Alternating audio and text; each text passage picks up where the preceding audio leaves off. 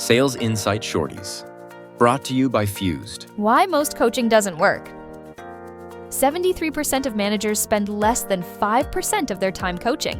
If that's you, you're not leading performance. You're babysitting a forecast. Here's the problem.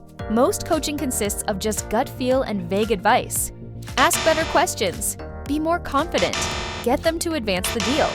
Sound familiar? That's not coaching, that's guessing.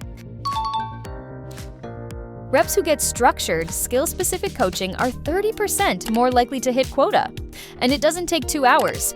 Short, focused micro-coaching beats marathon feedback every time. Start here. Use your CRM to spot drop-off points where deals are getting stuck, like moving from discovery to presenting a solution. Then coach the skill behind the gap. Is it poor qualification? Weak questions? Missed signals? Coach that moment, not the whole deal. Here's the truth. Sales coaching doesn't need to be complicated. It just needs to be intentional. Look at the data.